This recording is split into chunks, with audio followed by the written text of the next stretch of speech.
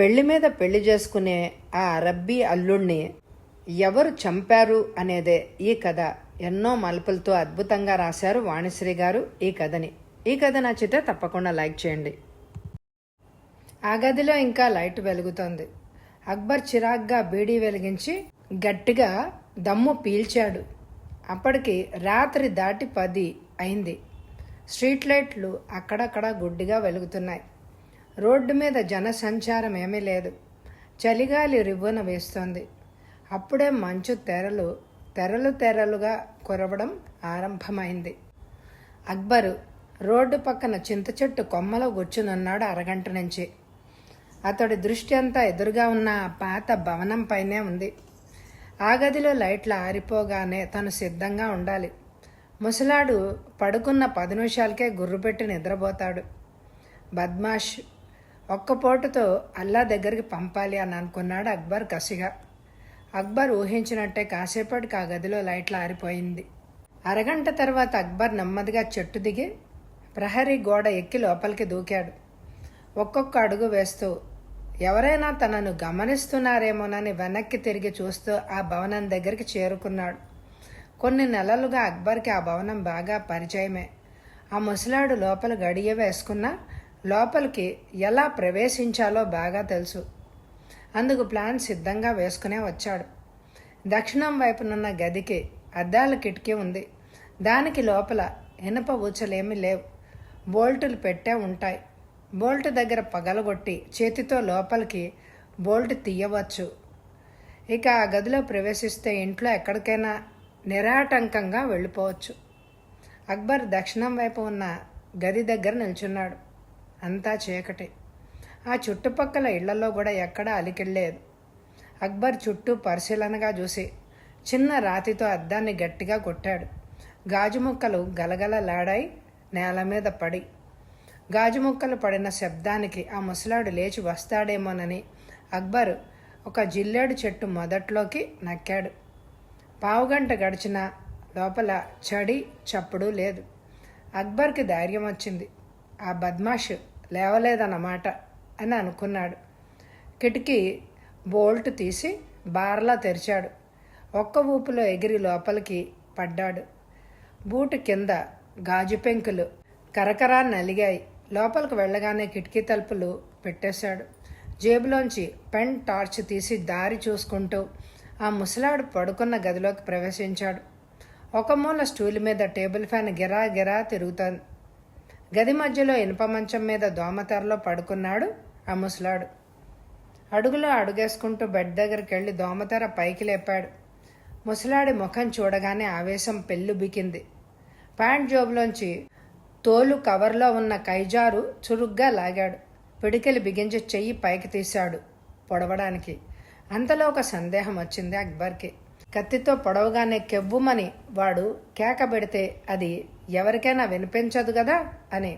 నిజమే, లేని పోని ఆపద కొని తెచ్చుకున్నట్లే అవుతుంది అని అనుకున్నాడు. హ్యాంగర్కి తగిలించి ఉన్న కోటుతో నోటిని నొక్కి పెట్టి కొస్సున దింపాడు కైజారు. అది గుండెల్లో దిగబడింది. పైకి తీశాడు. బుస్సున చిమ్మింది నెత్తురు. ఎర్రటి నెత్తురు చూడగానే అక్బర్కి ఆవేశం 10 పిచ్చెక్కిన వాడిలాగా అందిన చోటల్లా లెక్కలేనన్ని పోట్లు పొడిచాడు. తెల్లటి బెడ్ ఎర్రగా మారిపోయింది. చచ్చాడు ముసలి నక్క అని అనుకుని ఆ గదిలో తనకు కావలసినవి తీసుకొని తలుపులు తీసుకుని ఇంటి ముందు నుంచే వెళ్ళిపోయాడు. ప్రహరీ గోడ పక్కనే కైజారుని పాతిపెట్టాడు. ఎగిరి గోడెక్కాడు. చేతిలో బరువైన సంచి ఉంది. అందులో ముసలాడి టేప్ రికార్డర్, కెమెరా, వాచి, పర్సు వగైరాలు ఉన్నాయి. అయితే దురదృష్టం అతన్ని వెంటాడింది. అతను గోడ మీద ఉండగా ఆ వీధిలోనే ఉంటున్న కాదర్ ఆటోలో వస్తూ అక్బర్నే చూశాడు. అప్పటికి అక్బరు గోడ దిగి రోడ్డు మీదకి వచ్చాడు.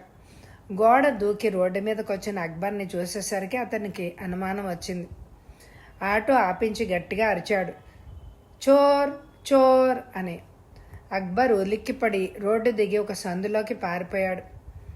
కాదర్ అతన్ని పట్టుకోవాలని వెంటపడ్డాడు. కానీ అక్బర్ చిక్కలేదు. ఆ సందులో ఎక్కడో మాయమైపోయాడు. ఉసూరుమంటూ మళ్ళీ రోడ్డు మీదకి వచ్చాడు కాదర్. ఆటో డ్రైవర్ తాపిగా బీడీ కాల్చుకుంటూ కనిపించాడు. ఆటోలో ఖాదర్ భార్య, 2 పిల్లలు ఉన్నారు.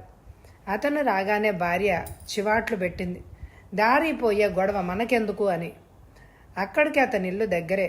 చలికాలం కావడం వల్ల అంతా తలుపులు బిగించుకొని పడుకున్నారు. అతని కేకలకు కూడా ఎవరూ లేవలేదు. ఆటో అతని ఇంటి ముందు ఆగింది. డబ్బులు ఇచ్చి పంపించేశాడు. కానీ ఖాదర్కి ఏం చెయ్యాలో తోచలేదు. తాను కళ్ళారా ఒక దొంగని చూశాడు. ఆ ఇంటి గోడ దూకి వస్తుంటే ఆటో డ్రైవర్ కూడా గమనించాడు. వాడి చేతిలో ఉన్న సంచిలో దొంగ సొమ్ము ఉండి ఉంటుంది. ఇప్పుడు ఏం చెయ్యాలి? ఆ ఇంట్లో దొంగతనం జరిగిందని పోలీసులకు రిపోర్ట్ ఇస్తే ఆ ఇంట్లో ఎవరో ఒక ముసలాయన ఉన్నాడు. తనకి పరిచయం లేదు అతనితో. ఇప్పుడు ఆ ఇంట్లో అతను ఉన్నాడో లేదో, ఎక్కడికైనా వెళ్ళాడేమో. అది గమనించి ఎవరైనా దొంగతనం చేశారేమో. సిటీ బస్ ఆగింది. ఆమె వెనక దిగాడు రాజారెడ్డి. ఆ స్టాప్లో వాళ్ళిద్దరే దిగారు. ఆమె చేతిలో చిన్న బ్యాగ్ మాత్రమే ఉంది. రాజారెడ్డి చేతిలో టిఫిన్ బాక్స్ ఉంది. సిటీ బస్సు దుమ్ము రేపుకుంటూ వెళ్ళిపోయింది. రాజారెడ్డి అన్నాడు, ఎక్కడి నుంచి వస్తున్నావు? మా ఊరు నుంచి అంది సీత. ఇంత రాత్రి ఒక్కదానివే వస్తున్నావే? చీకటి పడకుండానే వచ్చేదాన్ని. బస్సు చెడిపోయింది, అందుకే ఇంత ఆలస్యమైంది. వారం నుంచి కనిపించకపోతే ఎక్కడికి వెళ్ళావో అని అనుకున్నా. నవ్వుతూ అన్నాడు రాజారెడ్డి. ఎక్కడికి వెళ్ళాను అనుకున్నావు? వాళ్ళు చూపులు చూస్తూ కొంటెగా అంది సీత. అత్తారింటికి వెళ్ళావేమోనని. ఛీ, పెళ్ళి కాకుండా అత్తవారింటికి ఎలా వెళ్తారు? పెళ్ళి అక్కడే అవ్వాలని ఏముంది అంటూ ఆమెకు దగ్గరగా నడిచి చేయి పట్టుకున్నాడు. ఎందుకు దూరంగా నడుస్తున్నావు? కొంచెం దగ్గరగా నడవరాదు? చలిగా ఉంది కూడాను అన్నాడు రాజారెడ్డి. వదులు, ఎవరైనా చూస్తారు అంది సీత చేతిని విదిలించుకుంటూ. రాజారెడ్డి గట్టిగా పట్టుకుని, ఎందుకు అంత భయం? ఎవరు చూడరులే అన్నాడు ఇంకా దగ్గరగా జరుగుతూ. అబ్బబ్బా, నీకు సిగ్గు లేదు అంది సీత విసుగ్గా. అవును, నిజమే, అందుకే కిటికీలోంచి ఫోజులు కొడుతున్నావు అన్నాడు నవ్వుతూ. సీతకు సిగ్గు ముంచుకొచ్చింది. అది వేరు అంది. కొంచెం దూరం నడిచాక అంతా చిమ్మ చీకటి. స్ట్రీట్ లైట్లు వెలగడం లేదు కనుచూపు మేరలో. ఎంత చీకటిగా ఉందో అంది సీత. మన కోసమే అంటూ రాజారెడ్డి ఆవేశంతో ఆమెను హత్తుకుని ముద్దు పెట్టుకున్నాడు. సీతకు కాలం స్తంభించిపోయినట్లుగా అయింది. ఆ చలిలో వెచ్చటి రాజారెడ్డి కౌగిలి స్వర్గాన్ని చూపిస్తోంది. అతన్ని 2 చేతులతోటే దగ్గరికి లాక్కుంది వంకర్లు తెరిగిపోతూ. ఎప్పుడూ ముద్దులేనా? ఆమె చెవిలో గుసగుసలాడాడు. మరేం కావాలి? గోముగానే అంది సీత. నీకు తెలీదా? ఒక రాత్రి ఏకాంతంగా నీతో గడపాలి. అబ్బా, ఎంత ఆశ, దురాశ. అవును గాని ఇదే ఛాన్స్ మళ్ళీ రాదు మనకి. వెనక్కి వెళ్ళిపోదామా అన్నాడు రాజారెడ్డి. ఎక్కడికి? ఏదైనా హోటల్లో హాయిగా గడిపి తెల్లవారి వచ్చేద్దాం, ఏమంటావు? అమ్మో, హోటల్లోనా? పోలీసులు పట్టుకుంటారు, వద్దు బాబు అంది సీత. రాజారెడ్డికి నిరాశ కలిగింది. నెమ్మదిగా అతన్ని వదిలించుకుంది సీత. ఇద్దరూ నెమ్మదిగా నడవసాగారు. ఇద్దరి శరీరాలు దూరంగా ఉన్నాయి. ఒకరి చేతిలో ఒకరి చేయి వెచ్చగా నలిగిపోతాను. ఇంటికి చేరుకుంటే విడిపోవాలి. మళ్ళీ ఇలా చేతిలో చెయ్యి వేసుకొని తిరిగే అదృష్టం దొరకదు. చూపులతోనే సరి. ఎప్పుడో ఒక వేడి ముద్దు దొరుకుతుంది, అంతే. నడుస్తున్న వాడల్లా టక్కున కాళ్లకు బ్రేకులు పడిన వాడిలాగా ఆగిపోయాడు రాజారెడ్డి. సీత, ఈ ఇంట్లో ఒక ముసలాయన ఉన్నాడు, ఒక్కడే ఉంటున్నాడు. మనం ఈ రాత్రికి అతనింట్లో గడిపి పొద్దున్నే వెళ్ళిపోదామా? వద్దు ప్లీజ్. ఎవరికైనా తెలిస్తే? ఎలా తెలుస్తుంది? ఆ ముసలాయన ఎవరికైనా చెప్తే. నవ్వాడు రాజారెడ్డి. వాడికి తెలుగు రాదు, ఉర్దూ కూడా సరిగా రాదు.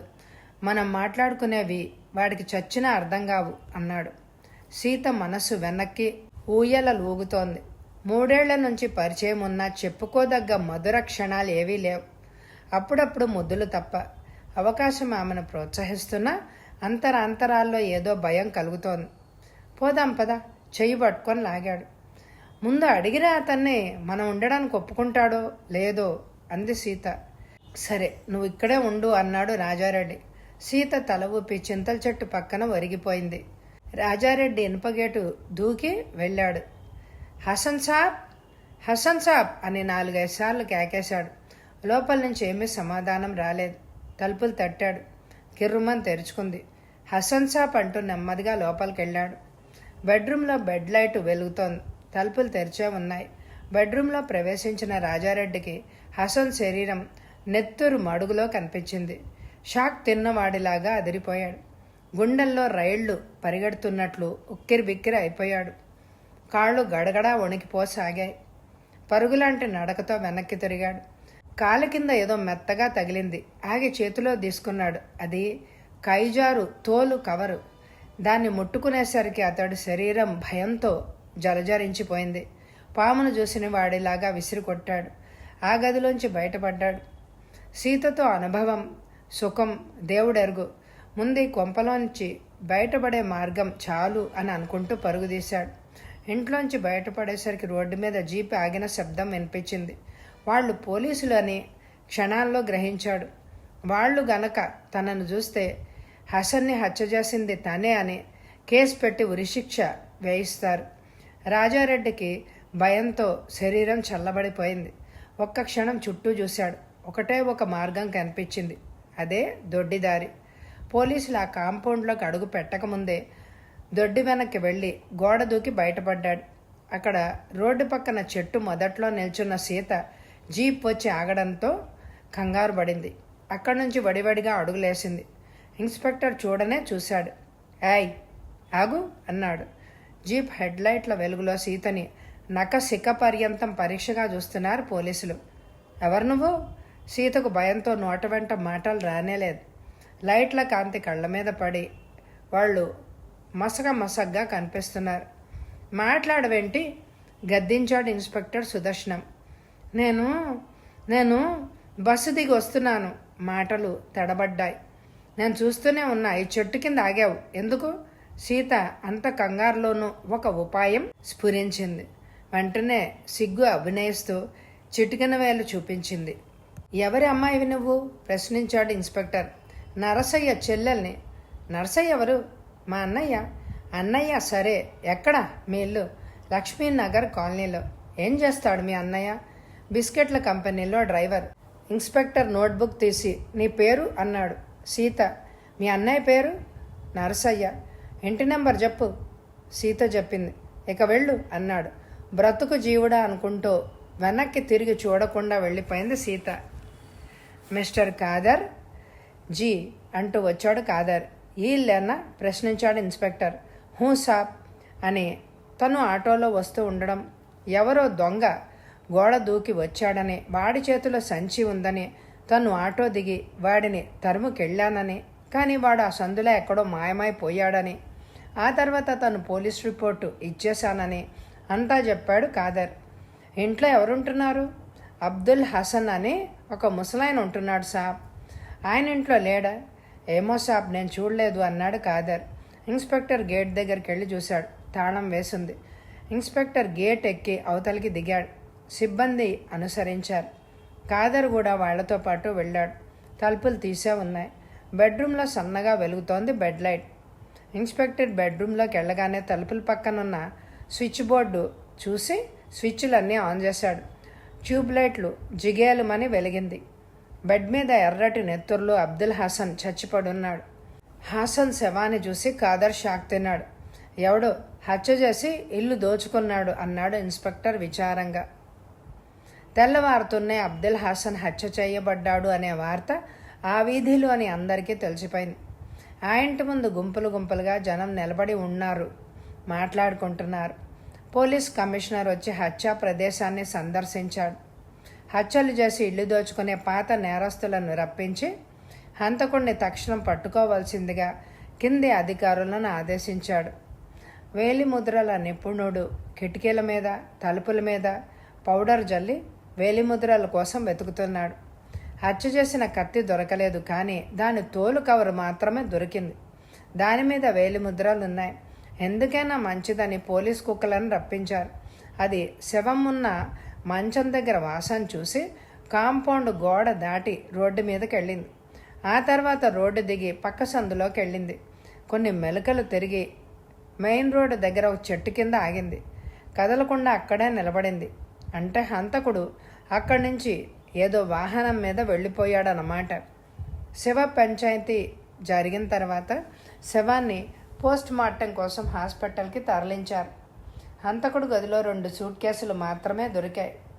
ఒక సూట్ కేసు తెరిస్తే అందులో బట్టలు మాత్రమే ఉన్నాయి. రెండో దాంట్లో అన్ని కాగితాలు. అందులో పనికొచ్చేవి పెద్దగా ఏమీ లేవు. 3 నెలల క్రితం నగరంలో హోటల్ రెడ్ ల్యాండ్లో 4 రోజుల పాటు ఉన్నందుకు లాడ్జింగ్ బిల్లు, మరొకటి బోర్డింగ్ బిల్లు ఉన్నాయి. తర్వాత అంత క్రితం రోజు పోస్టల్ ముద్రతో ఒక కవర్ వచ్చింది. అది సౌదీ అరేబియా నుంచి వచ్చింది. ఆ కవరులో ఒక లెటర్ ఉంది. ఆ భాష ఉర్దూ కాదు, బహుశా అరబ్బీ అయి ఉండొచ్చునని ఇన్స్పెక్టర్ అనుకున్నాడు. ఆ లెటర్లో ఏదో ముఖ్యమైన పత్రం పిన్ చేసి ఉన్నట్టు ఎడమవైపు గుర్తులున్నాయి, కానీ ఆ పత్రం లేదు దానికి. బహుశా బ్యాంకు డ్రాఫ్ట్ కావచ్చు.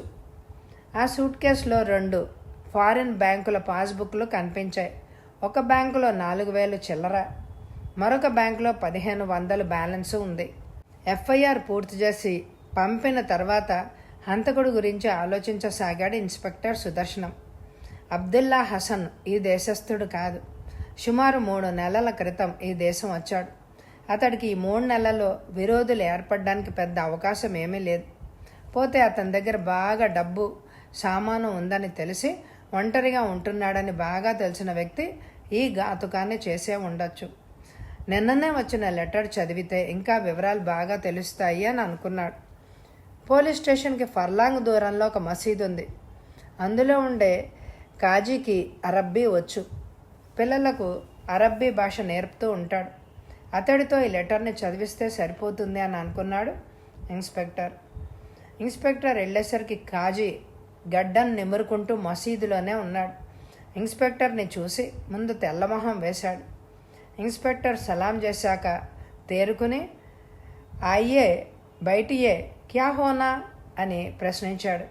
ఇన్స్పెక్టర్ తను వచ్చిన పని చెప్పి ఆ అరబ్బీ లెటరు చదివి అందులో సారాంశాన్ని చెప్పమన్నాడు. కాజీ ఆ లెటర్ చదివి చెప్పాడు. అది అబ్దుల్లా హసన్ కొడుకు రాశాడు. ఇప్పటికే దేశం వదిలి 6 నెలలు గడిచిందని, ఈలోగా చాలా డబ్బు ఖర్చు చేశావని మందలిస్తూ రాశాడు. ఇండియాలో ఎవరినైనా పెళ్లి చేసుకున్నా అక్కడే దాన్ని వదిలించుకొని రమ్మన్నాడు. అంతేగాని వెంట పెట్టుకొని రావద్దు అని గట్టిగా రాశాడు. తర్వాత బిజినెస్ గురించి రాశాడు. అనుకోకుండా అక్కడ పెద్ద ప్రమాదం జరిగి చాలా నష్టం కలిగిందట. రిగ్గుతో ఆయిల్ కోసం తవ్వకం సాగిస్తున్నారట. దాదాపు 100 మంది రిగ్గు వద్ద పనిచేస్తున్నారట. అకస్మాత్తుగా ఆయిల్, హైడ్రోజన్ సల్ఫైడ్ గ్యాస్ పైకి పొంగిందట. వెంటనే ప్రేలుడు సంభవించిందట. 20 మంది అక్కడికక్కడే చచ్చిపోయారట. 50 మందికి గాయాలు తగిలి హాస్పిటల్లో చేరారట. తను సమయానికి అదృష్టవశాత్తు లేడట. అల్లా దయవల్ల క్షేమంగా ఉన్నాడట. అక్కడ ఉండి ఉంటే చచ్చిపోయేవాడిని అని అన్నట్ట. ఇప్పుడు చనిపోయిన వారికి నష్టపరిహారం, గాయపడిన వారికి ట్రీట్మెంట్ కోసం చాలా డబ్బు ఖర్చు ఉందట.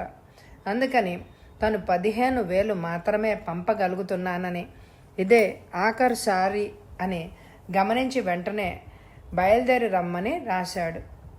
అందులో చెక్బుక్ నెంబర్, బ్యాంక్ పేరు వగైరా రాశాడు. ఇన్స్పెక్టర్ అవన్నీ డైరీలో నోట్ చేసుకుని కాజీకి సలాం చెప్పి స్టేషన్కి వచ్చాడు. అయితే హసన్ ఆ చెక్ క్యాష్గా మార్చుకొని వచ్చాడా? ఆ క్యాష్ ఎక్కడుంది? హత్య చేసిన వాడు దొంగిలించాడా? హసన్ బ్యాంకు నుంచి క్యాష్ తెచ్చినట్టు ఎవరైనా గమనించారా?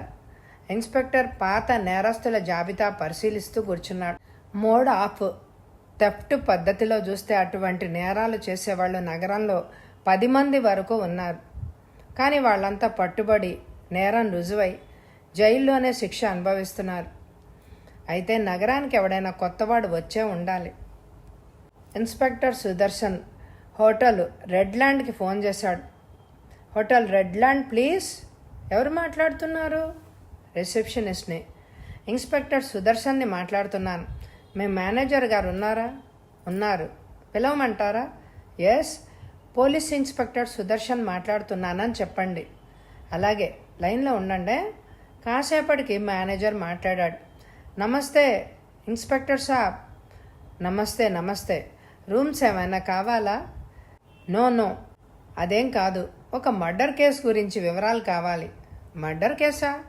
మా హోటల్లో అటువంటిదేమీ జరగలేదే. మేనేజర్ కంఠంలో కంగారు వినిపించింది. మర్డర్ కేసు మీ హోటల్లో జరగలేదులేండి. అతడు కొన్నాళ్ళు మీ హోటల్లో ఉన్నాడు. ఆ వివరాలు కావాలి. ఎవరు? చెప్తాను. అతను రూమ్ నంబర్ 103లో ఉన్నాడు 3 నెలల క్రితం. పేరు అబ్దుల్లా హసన్, సౌదీ అరేబియా దేశస్థుడు. జ్ఞాపకం వచ్చిందిలేండి. అతను హత్య చేయబడ్డా? అవును. ఎవరో అతన్ని బెడ్రూమ్లో హత్య చేసి సామాన్లు, డబ్బు దోచుకొని పోయారు. ఎంత పోయిందో, ఏమేమి పోయాయో ఇంకా తెలియలేదు. అతనికి ఇండియాలో ఎవరైనా బంధువులు ఉన్నారేమో తెలియదు. మర్డర్ జరిగినట్టు అతని కొడుక్కి మెసేజ్ పంపించాం. అలాగే పాపం మా హోటల్లో బాగానే ఉండేది, కానీ డబ్బు ఖర్చు అయిపోతుందని వేరే ఇల్లు ఎక్కడో తీసుకుని ఉంటాడు. అదే అతని గురించి ఏమైనా చెప్తారా మీరు? అంటే అతన్ని హత్య చేయడానికి ఎవరైనా శత్రువులు ఉన్నారేమోనని. అతడికి శత్రువులు ఉన్నారో లేదో నాకు తెలియదు ఇన్స్పెక్టర్ సాబ్, కానీ మా హోటల్లో ఉండగా ముంతాజ్ బేగం అనే పిల్లను పెళ్లి చేసుకున్నాడు. పాపం ఆ పిల్లకు నిండా 15 ఏళ్ళు కూడా లేవు.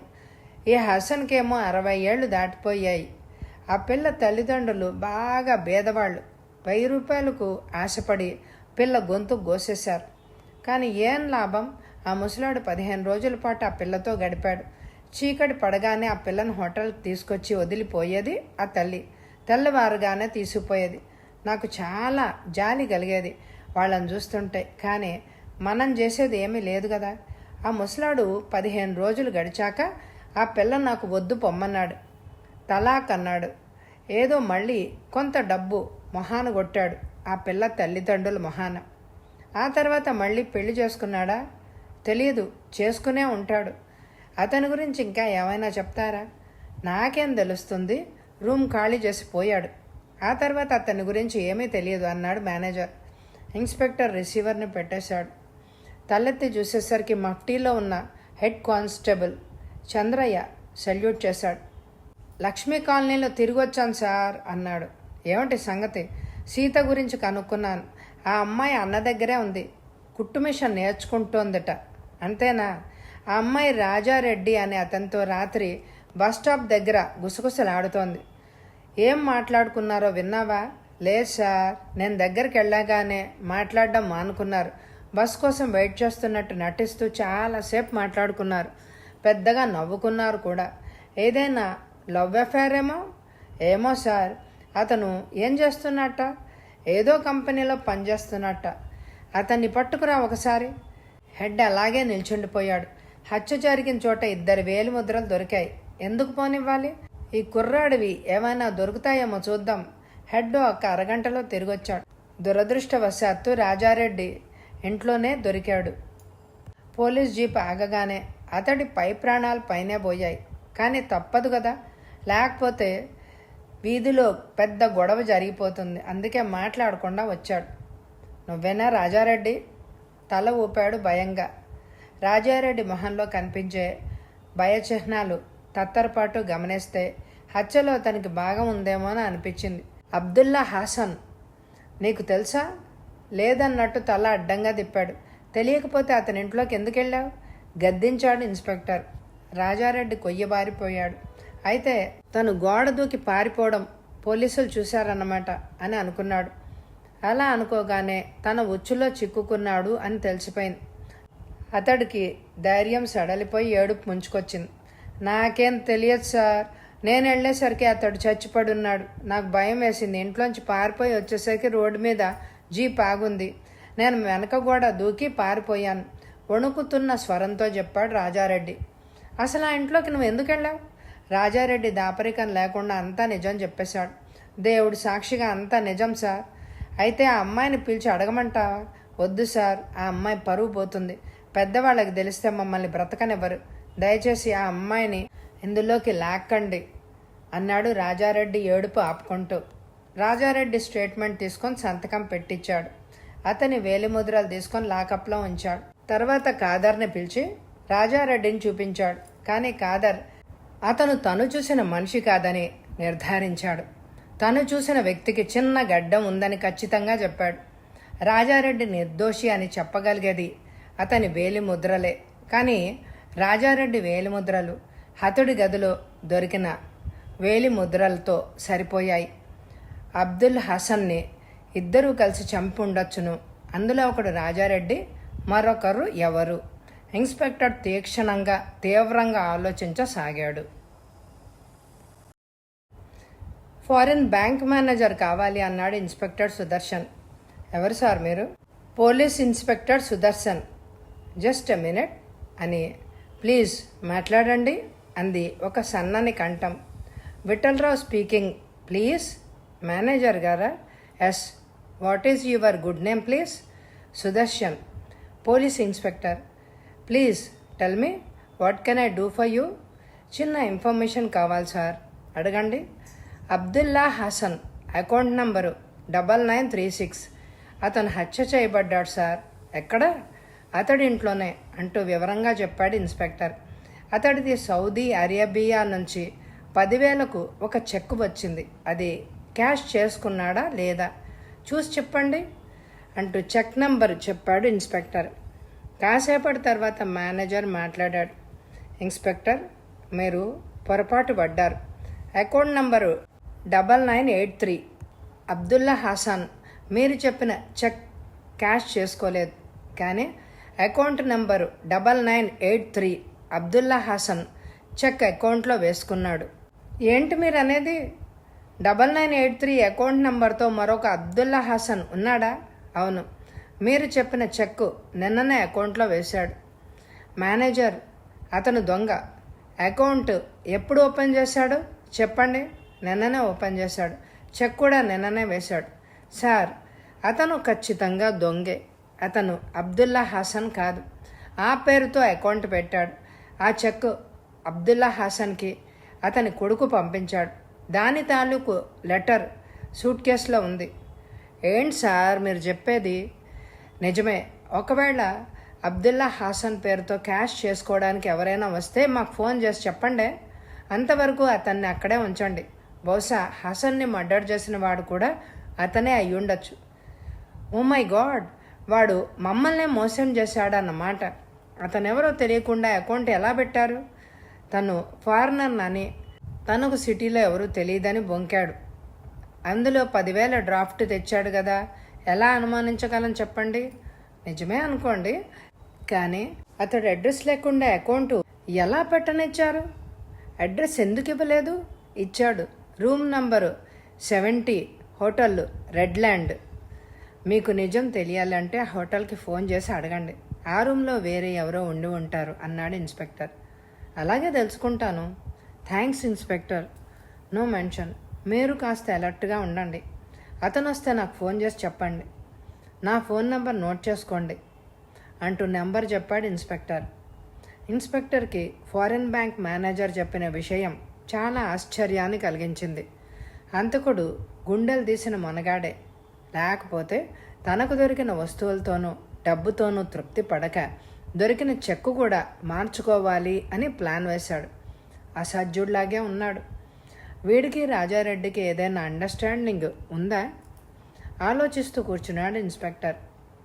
అరగంట తర్వాత ఇన్స్పెక్టర్ ముందున్న ఫోన్ మోగింది. Police station please. Inspector Sudarshan ఉన్నారా? ఎస్, సుదర్శన్నే మాట్లాడుతున్నాను. అబ్దుల్లా హసన్ అనేవాడు చచ్చాడు. చెక్కు కౌంటర్లో ఇచ్చాడు 10,000కు. క్యాష్ ఇవ్వకుండా కూర్చోబెట్టాం. ఇప్పుడు ఇక్కడే ఉన్నాడు. వెంటనే ఎవరినైనా పంపించండి. ఎవరో ఎందుకు, నేనే స్వయంగా వస్తున్నాను వాడిని అరెస్ట్ చేయడానికి అన్నాడు ఇన్స్పెక్టర్. అచ్చం అరేబియా దేశస్థుడిలాగా వేషం వేసుకున్న వాడిని ఫారెన్ బ్యాంకులో అరెస్ట్ చేసి పోలీస్ స్టేషన్కి తీసుకొచ్చారు. ఒంటి మీద దెబ్బ పడి పడకముందే నిజం చెప్తాను బాబో అన్నాడు కేకలు పెడుతూ. ఎవరు నువ్వు? నిజం చెప్పు. నా పేరు అక్బర్. ఏం పని చేస్తున్నా? హోటల్ రెడ్ ల్యాండ్ పక్కన కిళ్ళి కొట్టు పెట్టుకున్నాను అని అన్నాడు. అరబ్బీ వేషం తీసి పడేశాక నిజరూపం బయటపడింది అక్బర్ది. అతని చిన్న గడ్డం చూడగానే ఖాదర్ మాటలు జ్ఞాపకం వచ్చాయి. వాడే వీడు, లేకపోతే చెక్ ఎలా వస్తుంది? చెప్పు. అబ్దుల్లా హసన్ని ఎందుకు హత్య చేశావు? వాడు నాకు ఇవ్వవలసిన డబ్బు ఇవ్వకుండా మొండి చేయి చూపించాడు. పైగా నన్ను తిట్టాడు. డబ్బు ఇవ్వను, నీ ఇష్టం వచ్చింది చేసుకో అన్నాడు. నా డబ్బు రాబట్టుకోవడానికి కూనీ చేశాను అని తను చేసిన నేరం ఒప్పుకున్నాడు అక్బర్. అతను మన దేశం వాడు కాదు కదా, నీకు డబ్బు ఎందుకు బాకీ ఉన్నాడు? వాడికి నేను 2 పెళ్ళిళ్ళు కుదిర్చాను, ఇద్దరికీ విడాకులు ఇచ్చాడు. మొదటి పెళ్లి కుదిర్చినప్పుడు నా కమిషన్ ఇచ్చాడు, విడాకులు ఇచ్చినప్పుడు ఇవ్వలేదు. రెండోసారి పెళ్లి కుదిర్చినప్పుడు కమిషన్ ఇవ్వలేదు, పైగా ఆ పిల్లకు విడాకులు ఇచ్చాడు. డబ్బు అడిగితే కసిరిగొట్టాడు, బద్మాష్ అంటూ తిట్టాడు అక్బర్. కేసు తొందరగా తేలిపోయినందుకు సంతోషించాడు ఇన్స్పెక్టర్ సుదర్శన్. హంతకుడే నేరం ఒప్పుకున్నాడు. రెండో మనిషి వేలిముద్రలు అక్బర్వే అని తేలింది. రాజారెడ్డి నిర్దోషి. అతను చెప్పిన కథ అంతా కూడా నిజమే. కేసు తయారు చేసి అక్బర్ నేరం ఒప్పుకున్నట్లుగా తెలియజేయడానికి కమిషనర్ని కలిశాడు inspector Sudarshanam. Police commissioner case అంతా చూసి ఇన్స్పెక్టర్ వంక యగాదిగా చూశాడు. పోస్ట్ మార్టం రిపోర్ట్ చదివావా? ప్రశ్నించాడు సీరియస్గా. ఎస్ సార్ అన్నాడు. మరోసారి చదివి కేసు పెట్టు, లేకపోతే మనం వెర్రిముఖాలు వేసుకొని నించోవాలి కోర్టులో మందలించాడు. ఇన్స్పెక్టర్కి ముచ్చెమటలు పోసాయి. పోస్ట్ మార్టం రిపోర్ట్ చదివాడో లేదో జ్ఞాపకం లేదు. తీరా చూస్తే ఏముంది, అబ్దుల్లా హసన్ కత్తిపోట్ల వల్ల మరణించలేదు, విష ప్రయోగం వల్ల మరణించాడు. అతను రాత్రి 10-10:30 మధ్య చనిపోయి ఉంటాడు. అక్బర్ ఇచ్చిన స్టేట్మెంటు ఎప్పుడు పనికిరాదు, కోర్టులో కేసు కొట్టేస్తారు. పోలీసులు ఒత్తిడి చేయడం వల్ల అక్బర్ నేరం ఒప్పుకున్నాడని అతని తరఫు లాయర్ వాదిస్తాడు. అక్బర్ వెళ్ళేసరికి అబ్దుల్లా హసన్ మరణించాడని బల్ల గుద్దడానికి ఇప్పుడు అవకాశం వచ్చింది. అక్బర్ అతన్ని చంపదలుచుకున్నాడు, కత్తితో పొడిచాడు. కానీ అతను పొడిచింది అంతకుముందే విష ప్రయోగం వల్ల మరణించిన హాసన్ని. శవాన్ని పొడిచినందుకు శిక్ష ఏమీ లేదు. అక్బరు నేరస్తుడు కాదు. అబ్దుల్లా హసన్ పేరుతో బ్యాంక్ అకౌంట్ తెరిచి చెక్కు మార్చుకోవడానికి ప్రయత్నించడం, అది వేరే కేసు. ఇన్స్పెక్టర్కి నీరసం ముంచుకొచ్చింది. అవన్నీ ఆలోచించే కొలిది. పోలీస్ కమిషనర్ ఫేవర్ కోసం వెళ్తే చివాట్లు దొరికాయి. ఆలోచిస్తూ స్టేషన్కి చేరుకున్నాడు ఇన్స్పెక్టర్. వచ్చి రాగానే అబ్దుల్లా హసన్ పెళ్ళిళ్ళు చేసుకొని విడాకులు ఇచ్చిన భార్యల తాలూకు అడ్రస్లు నోట్ చేసుకున్నాడు అక్బర్ ద్వారా. ఇన్స్పెక్టర్ సుదర్శన్ అబ్దుల్లా హసన్ ఇంటికి మరొకసారి వెళ్ళి అన్ని కోణాల్లోంచి పరిశీలించాడు.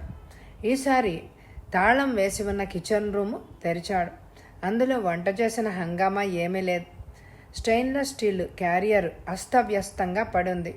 దాంట్లో మిగిలిన ఆహార పదార్థాలు చెడు వాసన కొడుతున్నాయి. డైనింగ్ టేబుల్ మీద 2 పాల గ్లాసులు కనిపించాయి. పాలు పోసిన గుర్తుగా కరెంటు హీటరు, దాని మీద ఒక గిన్నె కనిపించాయి. గోడ బీరువాలో టీ పొట్లం, డబ్బాలో పంచదార వగైరా ఆహార పదార్థాలు ఉన్నాయి. టిఫిన్ క్యారియర్, పాలు పోసి ఉన్న గ్లాసుల మీద వేలిముద్రలు వచ్చాయి. ఆ తర్వాత వాటిని పరిశోధనకు పంపించాడు. ఆహార పదార్థంలో విషం ఏదైనా కలిపి ఉందేమో తెలియజేయమని. అక్బర్ తను చేసిన నేరం ఒప్పుకున్నప్పటికీ post mortem report, chemical examiner report అందుకు విరుద్ధంగా ఉండడం వల్ల కేసు పెట్టడానికి వీలు లేకుండా పోయింది. అక్బరే విషమిచ్చి చంపాడని చెప్పడం అసందర్భంగా ఉంటుంది. విషమిచ్చి చంపినవాడు కత్తితో పొడవడం ఎక్కడా జరగదు. అక్బర్ మేనమామ బెయిల్ మీద అతన్ని విడిపించుకొని పోయాడు. కేసు ఎక్కడ వేసిన గొంగళి అక్కడే ఉన్నట్లుగా మళ్ళీ మొదటికే వచ్చి కూర్చుంది. పాల గ్లాసు మీద వచ్చిన వేలిముద్రలు ఇద్దరివి ఉన్నాయి. అబ్దుల్లా హసన్వి, మరొకరు ఆడమనిషి అన్నాడు వేలిముద్రల నిపుణుడు. ఇన్స్పెక్టర్ అనుమానం ధృవపడింది. అతన్ని అక్బర్ కంటే ముందు అతను విడాకులు ఇచ్చిన భార్యల్లో ఒకరు విషమిచ్చి చంపి ఉండొచ్చు. అదంతా 10 గంటల లోపే జరిగింది. అక్బర్కి అతను విషప్రయోగంతో చచ్చాడని తెలియక కత్తితో పొడిచి కసి తీర్చుకున్నాడు. చేతికి దొరికిన సామాను ఎత్తుకొని పోయాడు. కాబట్టి అతను హంతకుడు కాదు, దొంగ మాత్రమే. అబ్దుల్లా హసన్ నగరానికి వచ్చిన మొదట్లో పెళ్లి చేసుకున్న అమ్మాయి ముంతాజ్ బేగం. ఆమె తండ్రి 4 చక్రాల బండి మీద పళ్ళు అమ్ముకుంటూ జీవిస్తున్నాడు. అతని పేరు అహమ్మద్ ఖాన్. అతడికి ముంతాజ్ బేగం 3వ అమ్మాయి. 2 అమ్మాయిలకు ఎలాగో అలా పెళ్ళిళ్ళు చేసి పంపేశాడు. ఇంకా ఒక ఆడపిల్ల. ఆ తర్వాత 3 మగపిల్లలు ఉన్నారు. చాలీ చాలనే సంపాదనతో తిండి తినడమే గగనమైపోతోంది. మూడో పిల్లకు పెళ్ళి ఎలా చెయ్యాలా అని ఆలోచిస్తూ ఉండగా అక్బర్ పెళ్లి సంబంధం తీసుకొచ్చాడు. అరబ్బీ వాడు అయితేనే డబ్బున్నవాడు, ముసలివాడు అయితేనే పిల్ల సుఖపడుతుంది. డబ్బు వెనకేసుకుంటే ఆ ముసలాడు పోయాక మరొకడిని చేసుకోవచ్చు. ఈ రోజుల్లో డబ్బుంటే చాలు, ఎవడో ఒకడు పెళ్లి చేసుకోవడానికి ముందుకొస్తాడని అక్బర్ ఓదరగొట్టాడు. అహమ్మద్ ఖాన్ భార్య కూడా ఇష్టం లేకపోయినా గత్యంతరం లేక పిల్లకు పెళ్ళైతే చాలు అని ఒప్పుకుంది. ఆ అరబ్బీవాడు పెళ్లి ఖర్చులు పెట్టుకుని 1000 రూపాయలు ఇచ్చాడు. అందులో 200 అక్బర్ తన కమిషన్ అని తీసేసుకున్నాడు. 15 రోజులు రోజు కూతుర్ని రాత్రులు హోటల్కి తీసుకెళ్ళి అల్లుడి దగ్గర వదిలి వచ్చేది తల్లి. మళ్ళీ తెల్లవారిన తర్వాత తీసుకొచ్చేది. ఒకరోజు నాకు ఈ భార్య వద్దు అని పేచి పెట్టాడు అరబ్బీవాడు. విడాకులకు సిద్ధమయ్యాడు. కారణం ఏంటంటే సరిగ్గా చెప్పడు. సరిగ్గా సంసారం చేయడం లేదని అంటాడు. పిల్ల పుష్టిగా లేదంటాడు. ఒంట్లో అన్నీ ఎముకలే అంటాడు. పిల్ల నల్లగా ఉంది అంటాడు. ఇష్టం లేని మొగుడు పెరుగులో రాళ్ళొచ్చాయని చితక బాదినట్లుంది అతడి వరుస. ఇష్టం లేనప్పుడు బ్రతిమలాడి ఏం లాభమని అహమ్మద్ ఖాన్ నోరు మోసుకొని ఊరుకున్నాడు. అరబ్బీ వాడిచ్చిన డబ్బు తీసుకున్నాడు. అదంతా చెప్పి కళ్ళలో నీళ్లు నింపుకున్నాడు అహమ్మద్ ఖాన్. ఇన్స్పెక్టర్కి అతన్ని చూసి జాలి కలిగింది. అతని భార్య మాత్రం అరబ్బీ వాడిని తెగ తిట్టింది. వాడు చచ్చాడు అని తెలిసి సంతోషించింది. ముంతాజ్ బేగం అమాయకంగా అదంతా వింటూ కూర్చుంది. ఎవరో అతనికి విషం ఇచ్చి చంపేశారు. విషం పాలలో కలిపే ఇచ్చారు. ఆ గ్లాస్ మీద ఒక ఆడమనిషి వేలిముద్రలు దొరికాయి. ఎవరివో తెలుసుకునేదాకా మేమందరినీ అనుమానించాల్సిందే అన్నాడు ఇన్స్పెక్టర్. అహమ్మద్ ఖాన్ భార్యవి, అతడి కూతురు వేలిముద్రలు తీసుకున్నాడు ఇన్స్పెక్టర్. అవసరమైతే మళ్ళీ కలుస్తాను అని వెళ్ళిపోయాడు. అబ్దుల్లా హసన్ ముంతాజ్ బేగం తర్వాత పెళ్లి చేసుకున్న అమ్మాయి పేరు అమీనా. ఆ అమ్మాయికి తండ్రి లేడు. తల్లి పనీపాటలు చేస్తూ కూతుర్ని బతికిస్తోంది. ఇంకా 2 ఆడపిల్లలు, ఒక మగపిల్లవాడు ఉన్నాడు ఆమెకు. మిగతా కథంతా అలాగే ఉంది దాదాపుగా. అమీనా తల్లి కూడా అరబ్బీవాడు చచ్చాడని విని సంతోషించింది. వేలిముద్రలు తీసుకున్నాక ఇప్పుడు అనిపిస్తోంది, బాబు నేనే వాడిని చంపుంటే నా కసి తీరేదని. ఎవరో గాని బాగా చేశారు అంది ఆమె. తను కలెక్ట్ చేసిన వేలిముద్రలు నిపుణుడికి పంపించాడు. కానీ ఫలితం మాత్రం శూన్యం. విషపు గ్లాసు మీద దొరికిన వేలిముద్రలతో ఎవ్వరివి టాలీ కాలేదు. హోటల్ రెడ్ ల్యాండ్లో 103 నంబర్ గదిలో అరబ్బీ దిగాడు ఒకడు. అతడి పేరు మహమ్మద్. రూమ్లో దిగిన వెంటనే పెళ్ళి అనసాగాడు. రూమ్ బాయ్కి వెళ్ళి కొట్టి అక్బర్కి కబురు చేశాడు. అక్బర్ మహమ్మద్ని కలుసుకున్నాడు. మహమ్మద్ మరీ ముసలివాడు. 40 ఏళ్లకు కొంచెం అటు ఇటు ఉంటుంది వయసు. కొంచెం నలుపు, లావుగా ఉన్నాడు. ఉర్దూ బాగా మాట్లాడాడు. అక్బర్కి ఇంపోర్టెడ్ సిగారు లైటరు ప్రజెంట్ చేశాడు. తనకు నచ్చిన పిల్ల దొరికితే 1000 రూపాయలు నజరానా ఇస్తానని ప్రామిస్ చేశాడు. 1000 అనగానే ఎగిరి గంతేశాడు అక్బర్. కిళ్ళీకోట్లో తన తమ్ముడిని కూర్చోబెట్టి అరబ్బీని వెంటేసుకుని పెళ్లి కావాల్సిన అమ్మాయిల ఇళ్లకు తిరగసాగాడు. దాదాపు 25 మంది కన్నెపిల్లల్ని చూపించాడు అక్బర్. కానీ అందులో ఎవరూ అరబ్బీకి నచ్చలేదు. ప్రతి అమ్మాయిలను ఏదో ఒక సాకు వెతికేవాడు. అక్బర్కి విసుగు పుట్టింది అతడి ప్రవర్తన. వీడికి నచ్చే పిల్ల లోకంలో ఇంక పుట్టలేదు అనే నిర్ణయానికి వచ్చాడు అక్బర్. అందుకే అహమ్మద్తో తిరగడమే మానేశాడు. కానీ అహమ్మద్ ఊరుకోలేదు. అక్బర్ని పిలిపించాడు. ఏంటి ఇంకా ఎవరు దొరకలేదా అన్నాడు. ఇక నా వల్ల కాదు అన్నాడు అక్బర్ విసుగ్గా. అలా అంటే ఎలా బాయ్, నాకు సంగతి తెలిసింది చెప్పనా? ఏమిటి? అబ్దుల్లా హసన్ ఈ ఊళ్ళో 2 పెళ్ళిళ్ళు చేసుకుని విడాకులు ఇచ్చాడు. 3వ పెళ్లి కుదిరిందని తెలిసింది. ఆమె చాలా బాగుంటుందట కదా, నీకు తెలుసా? తెలుసుకుంటాను, కానీ వాడికి ఆ పిల్లను నేను మాట్లాడలేదు, సయ్యద్ మాట్లాడాడు. అది నువ్వు సయ్యద్ ద్వారా మాట్లాడు. పిల్ల నాకు నచ్చితే చెరొక 500 ఇస్తాను. ఏ అన్నాడు మహమ్మద్. అలాగే అని ఆ పని మీద వెళ్ళిపోయాడు అక్బర్. మర్నాడు ఆ అమ్మాయి తల్లిదండ్రులు వచ్చి మహమ్మద్తో మాట్లాడారు. పిల్ల నచ్చితే 2000 ఇస్తానని, పెళ్లి చేసుకున్న వెంటనే భార్యను తమ దేశం తీసుకుపోతానని చెప్పాడు మహమ్మద్. తను అబ్దుల్లా హసన్ లాగా మోసం చెయ్యను అని ప్రామిస్ చేశాడు. ఆ సాయంకాలమే పెళ్లి చూపులు జరిగాయి హోటల్లో. ఆ అమ్మాయి పేరు రజియా. వయసు 20 పైనే ఉంటుంది. ఎత్తుగా పుష్టిగా ఉంది.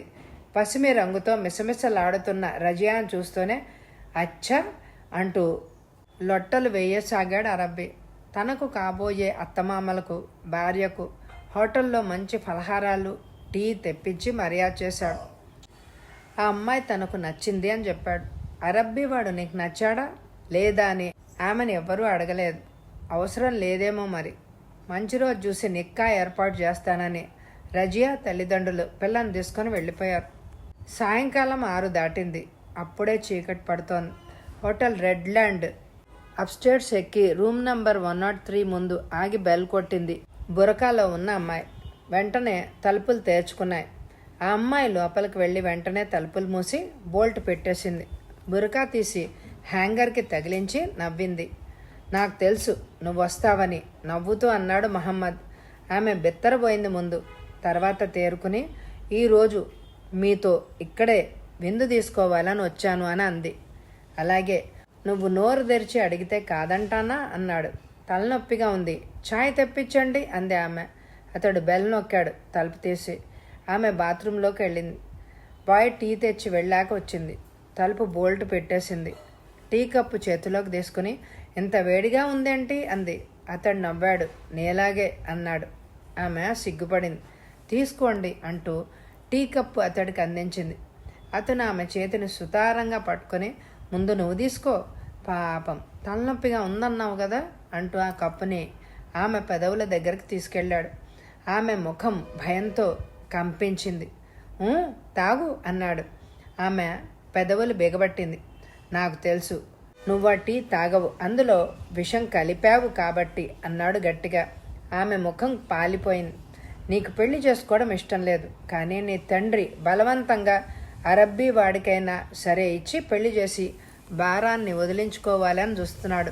అబ్దుల్లా హసన్ మీద నీకు అసహ్యం, అతడితో కాపురం ఘోరమని తలిచావు.